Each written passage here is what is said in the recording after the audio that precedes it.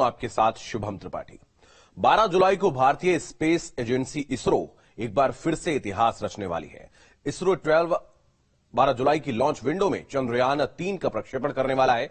चांद फतेह करने की तैयारी पूरी कर ली गई है।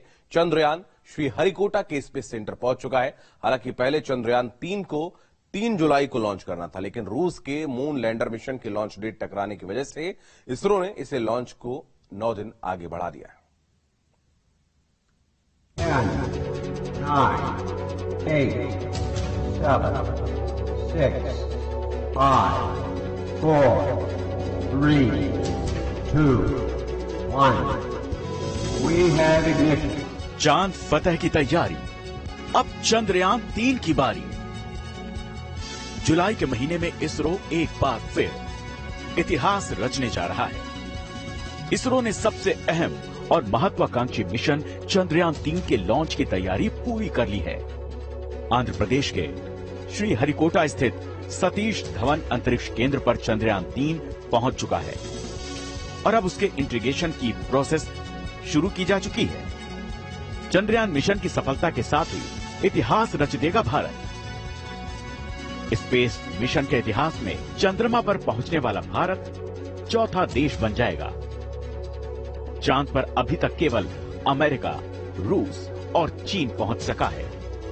भारत ने इससे पहले 22 जुलाई 2019 को भी चंद्रयान 2 के जरिए ये कोशिश की थी, लेकिन तब चंद्रयान का लैंडर विक्रम लैंडिंग साइट से महज 2.1 किलोमीटर की ऊंचाई पर संपर्क टूटने की वजह से एक्सीडेंट का शिकार हो गया था और चंद्रयान का 47 दिन का सफर बेकार हो गया था। इस बार के मिशन को लेकर इसरो और इसरो चीफ दोनों ही काफी आश्वस्त हैं, जिसकी अपनी अपनी वजह है। चंद्रयान 2 के रास्ते पर ही बढ़ेगा चंद्रयान 3। लैंडिंग साइट भी चंद्रमा के साउथ पोल पर ही रखी गई है। ऑर्बिटर न होने की वजह से इस बार क्रैश की संभावना बहुत कम है। चंद्रयान 2 का ऑर्बिटर अभी चांद का चक्कर लगा रहा है। चंद्रयान 3 को उसी ऑर्बिटर से कनेक्ट किया जाएगा। चंद्रयान 2 की असफलता ने काफी कुछ सिखाया है, इसीलिए चंद्रयान 3 की सफलता से इसरो इतिहास बनाने की दहलीज पर खड़ा है। हमारे साथ इसमें मौजूद है इसरो के चेयरमैन एस सोमनाथ जी। सोमनाथ सर, अगर हम चंद्रयान 3 की बात करें या आदित्य L1 की बात करें, कहाँ तैयारियां पहुंची? चंद्रयान 3 के लॉन्च अगले जुलाई में होगा, मिडिल ऑफ जुलाई। चंद्रयान उपग्रह अब और launch pad Satish Dhawan space में पहुंचा है।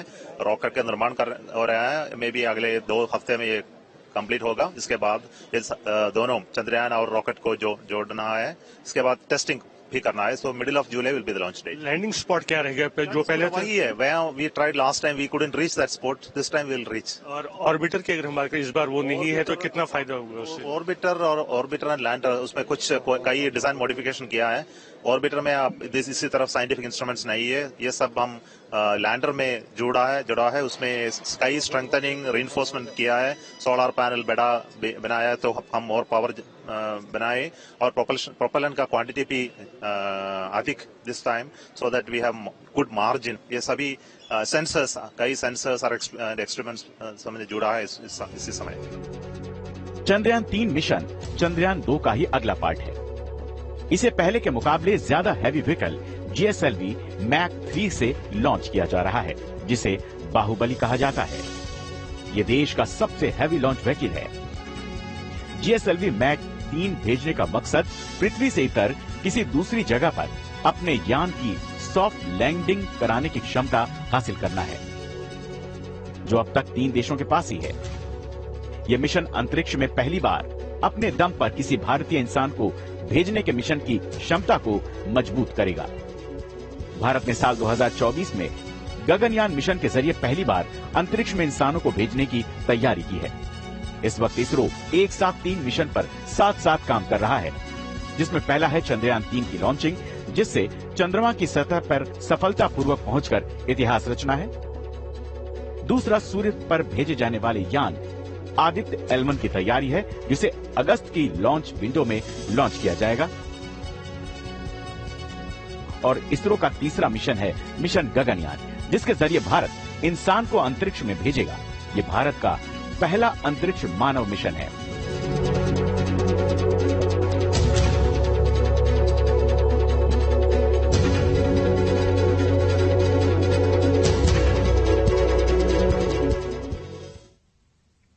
भारतीय स्पेस एजेंसी इसरो मंगल और चंद्रमा पर अपने मिशन को सफल बना चुका है और अब बारी सूरज पर है।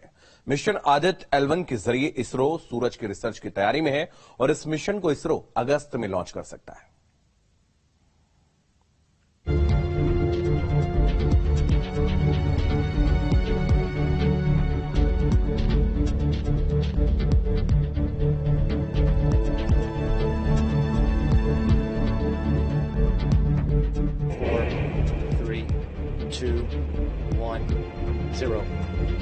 Lift off. चांद की तैयारी पूरी, अब सूरज की बारी। इसरो अगस्त में आदित्य L1 मिशन को लॉन्च करने वाला है। इसरो का यह मिशन सूरज के एटमॉस्फेयर के बारे में जानकारी देगा। पहले इसरो का यह मिशन 2022 में लॉन्च होना था, लेकिन कोविड की वजह से यह मिशन लेट हो गया। इसरो ने इस मिशन को लेकर बहुत सटीक नाम का सिलेक्शन किया है। आदित्य का अर्थ होता है सूरज और L1 वो पोजीशन जहां से सैटेलाइट डाटा इसरो को भेजेगा। सितंबर 2015 में एस्ट्रोसैट के बाद आदित्य L1 इसरो का दूसरा अंतरिक्ष आधारित स्पेस साइंस मिशन होगा।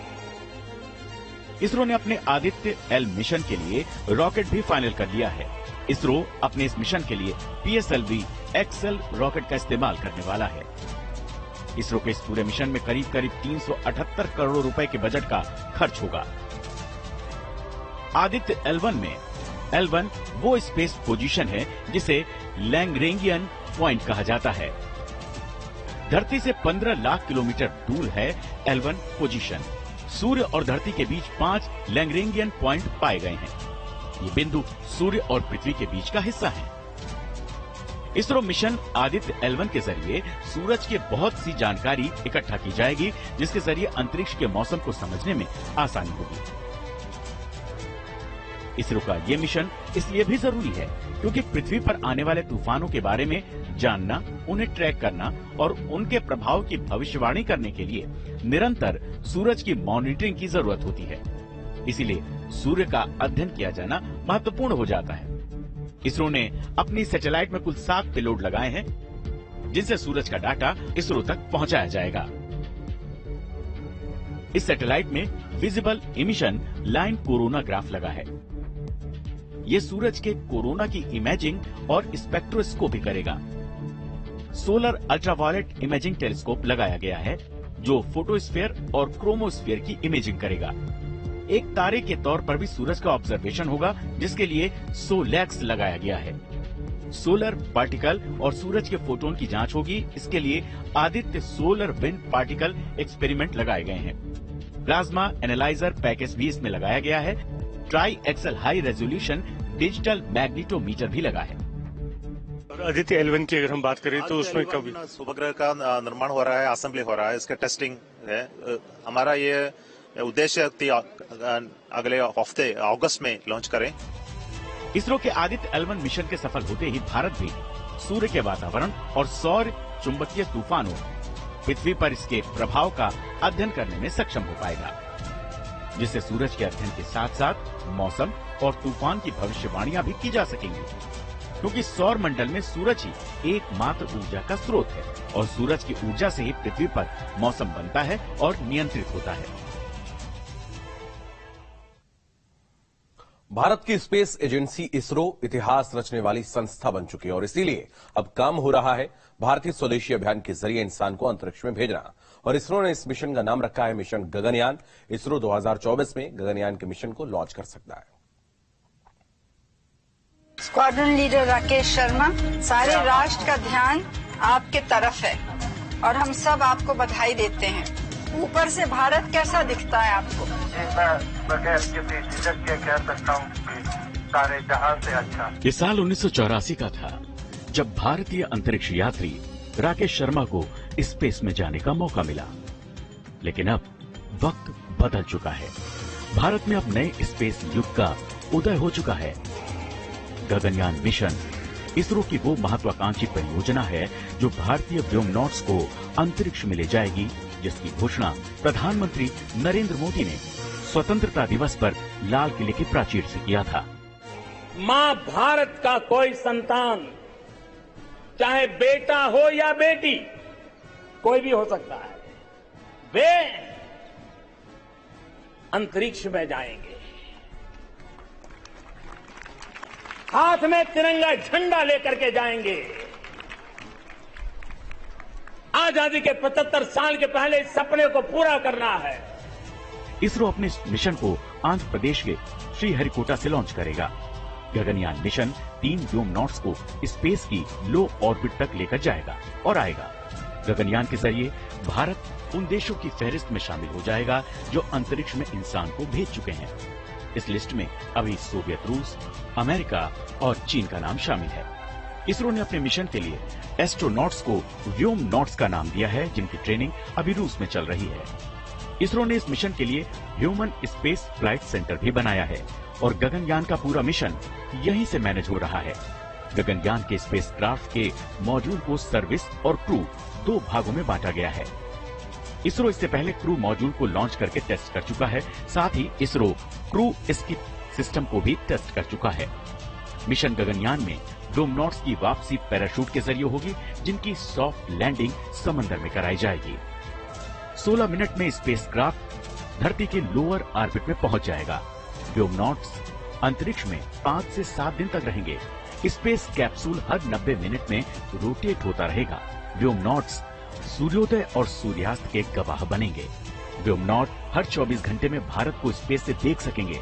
धरती पर वापसी के लिए कैप्सूल को 36 घंटे लगेंगे। व्योमनॉट्स की लैंडिंग अरब सागर में कराई जाएगी। लैंडिंग साइट को गुजरात के पास तय किया गया है। अगर हम गगनयान की बात करें, मिशन गगनयान की कहां तक प्रिपरेशंस पहुंची है? हमने अभी तक बोला था कि हमारे गगनयान का काम कई सेंटर्स में हो रहा है।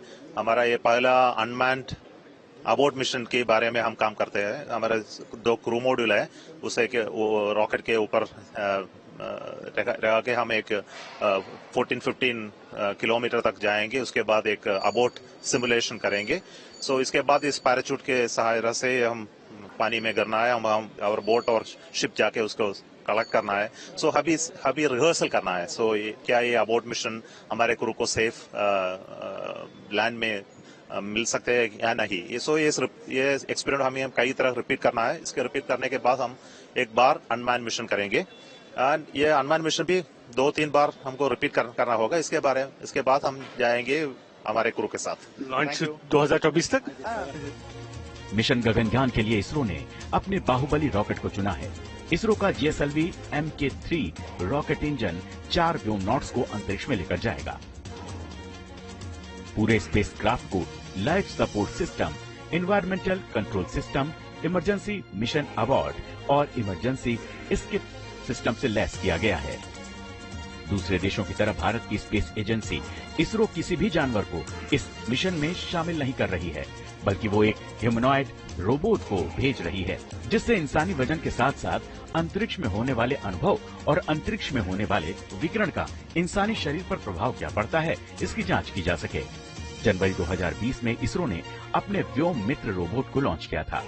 व्योम मित्र इंसानों को पहचान सकती है, उनके सवालों के जवाब दे सकती है। गगनयान मिशन के सफल होते ही भारत, अमेरिका, रूस, चीन की लिस्ट में शुमार हो जाएगा, जो अब तक इंसानों को स्पेस में भेज चुके हैं। गगनयान के मिशन के जरिए इसरो केवल इतिहास ही नहीं रचेगा, बल्कि इस सफलता से इसरो उस कल्पना को भी साकार करेगी जिसमें व्योमनॉट्स को आने वाले वक्त में चंद्रमा और मंगल ग्रह पर भी भेजा जा सके। भले ही कोविड की वजह से मिशन गगनयान थोड़ा लेट है, लेकिन इसरो का ये 10,000 करोड़ का मिशन गगनयान जल्द ही स्पेस में इतिहास रचने को तैयार दिखेगा। तो इस खास पेशकश में फिलहाल इतना ही। आप बने रहिए न्यूज़ स्टेट के साथ।